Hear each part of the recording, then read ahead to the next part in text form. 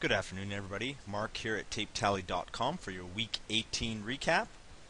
Let's take a look at some of these statistics for the week. Spider was down 2.41%. Qs were down almost 4%. Same with the Russell 2000. Dow Jones was down a little bit less damage on that index, and it was down about 1.5%.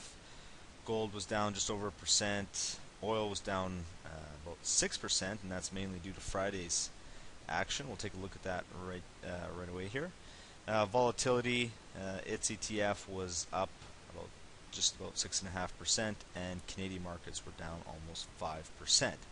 Now, right here, you'll notice that this week I'm going to starting this week, I'm going to be adding this little feature here, just my outlook on the markets going forward, and we'll talk about each of this and come back to this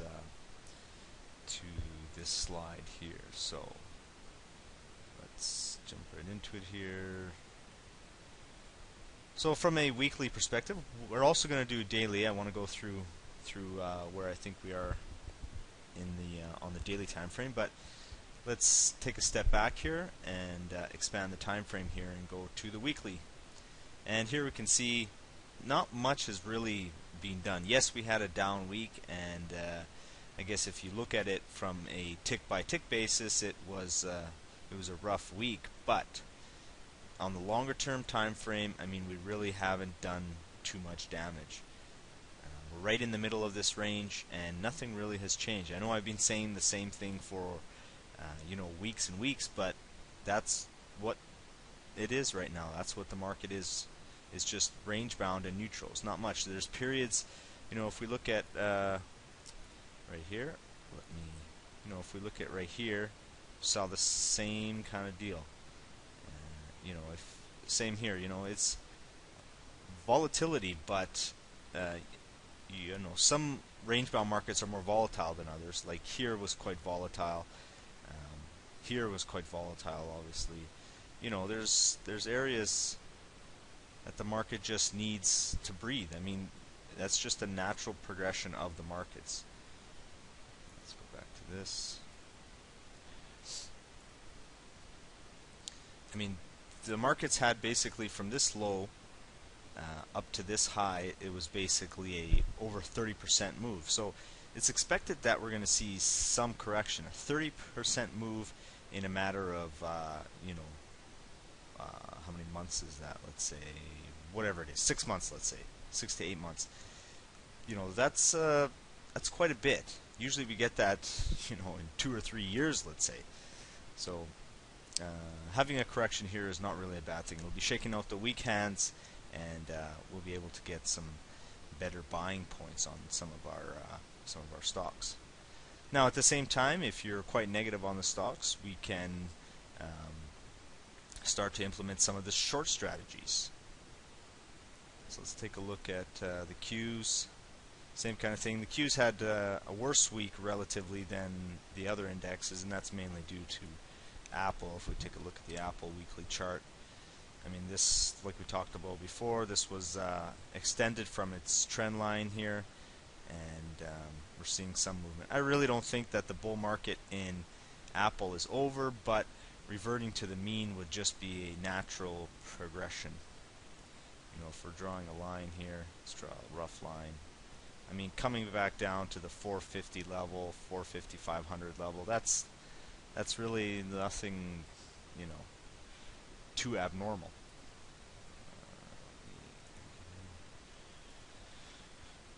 Okay, IWM. Okay, so in essence, the markets are basically the same here. Let's take a look at gold. Gold is still teetering. It's just hanging on by its fingernails here on this trend line. I mean, if it breaks this, that doesn't necessarily mean it's going to be crashing lower, but I think for the time being, I mean, basically gold has been dead money, since August of last year. So that's almost a year coming up here where it's basically just dead money. And if it breaks this, I'd be looking for shorting gold more than I would be looking to buy it. It needs to bounce off of here. Oil had a rough week. last week. We'll take a look at it on a shorter term time frame, on a daily time frame, to give you more of an idea of what happened here. But basically, sort of broke down on some news. Volatility, hard to tell anything from this chart. We'll take a look at it on the daily time frame. And the Canadian markets also had quite a rough week here, and looks like they may be headed lower. So let's jump right into the daily time frame here, and I posted something similar on the site. Let's just bring this up here like that. So this is the SPY indicating the S&P 500, and here we can see that we are still stuck in a range. Yes, this week was quite bad. I mean, the week started basically here. We had really a nothing day on Monday. Tuesday we looked like we may be breaking out to new highs, but nothing came of that. We hit the ceiling here. We hit a level of resistance, and basically went lower for the rest of the week. So this one, I would say we're still stuck in range. We've got lower volume here, and volume really increased on Friday here, but we haven't broken that range. If we break this line here at the bottom, that would be kind of the first indication that, you know, we're going to have a deeper correction. That's why on Friday I mentioned that it was an important day, because if we really broke this line, it would indicate to me that there was some heavy distribution. Same with the Qs. We're kind of stuck in a neutral range here. Yes, once again we did have a rough Thursday and Friday, but you know, if we take a look at the longer term time frame, it's still not 100% bearish in my opinion yet. The selling was there, but it wasn't as pronounced as I thought it would be, especially with the Thursday and Friday that we had. Russell 2000, this one sort of is a broadening pattern, which indicates that, you know, volatility is increasing, and this one I would say is probably neutral as well, neutral to bearish almost. When the volatility is increasing, that's usually an indication that the markets are headed lower. Dow was the one that's held up sort of the best, I guess you could say. It's stuck in a range here, and it's kind of halfway through its channel, this horizontal channel here. So this is one to watch. That's typically when the Dow does a little bit better, that indicates that people are moving their money into areas such as, you know, more of the blue chip stocks, so they want to take risk off of the table. Gold, as we talked about, this sort of looks like a bearish pattern to me. You know, we see a lot of volatility, a lot of consolidation, you know, coming into this, and I think we may be headed lower in gold, but we'll have to see what happens on that longer term time frame, on the weekly time frame. Oil here, I would say that oil has probably broken its neutral pattern, and we are probably headed lower in oil for the time being. We may see a bounce here, because this was quite a move from just over 40 to 37. That's you know, almost a 10% move, let's say, in the matter of, you know, 4 or 5 days. So we may see a bounce here to fill these gaps here, but I think oil may be dead for a little while. Now, having said that, we have two levels of support here, 2 or 3 levels of support that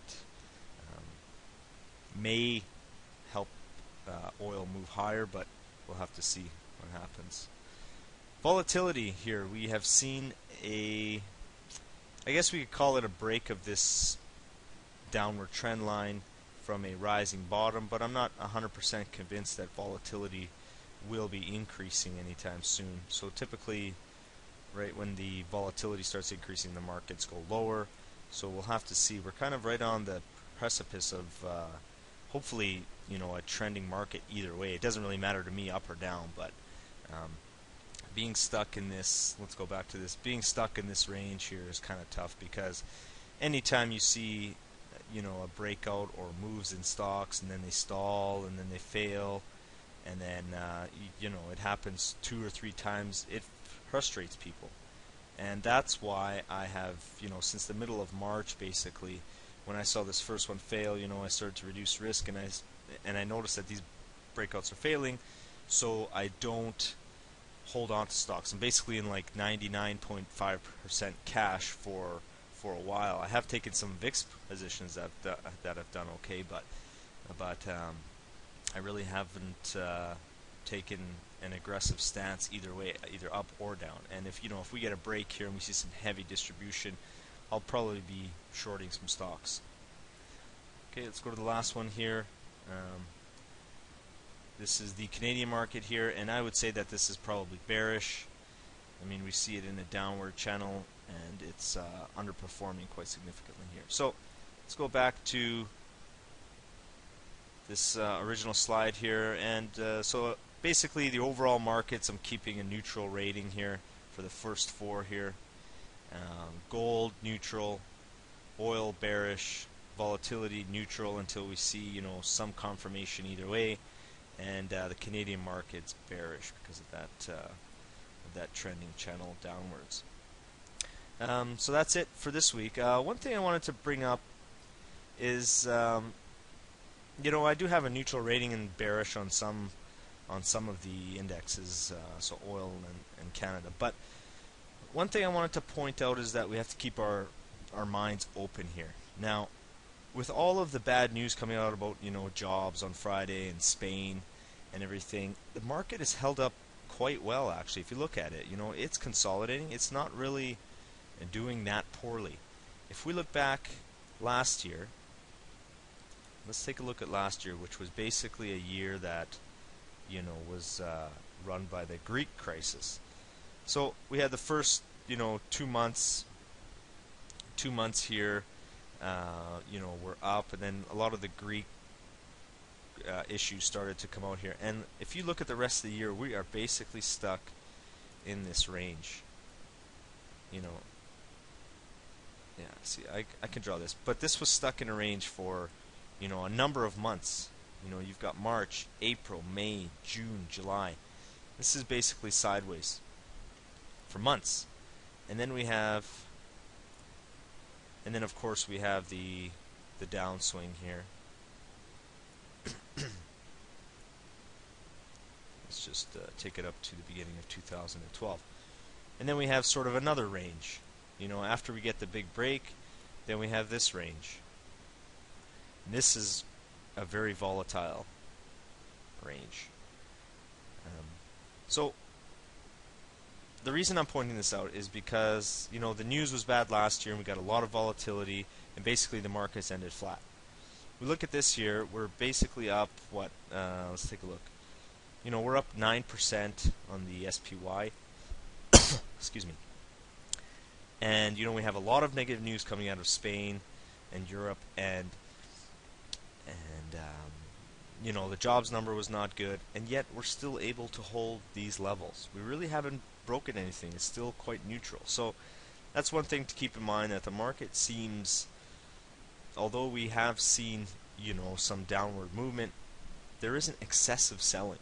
That's kind of the point I'm trying to put across here. So we have to keep our minds open here that yes, we may see a deeper correction here if this range breaks, but I do see some whether it's a lack of buying, but really a lack of selling as well. That's all for this week. Have a great week.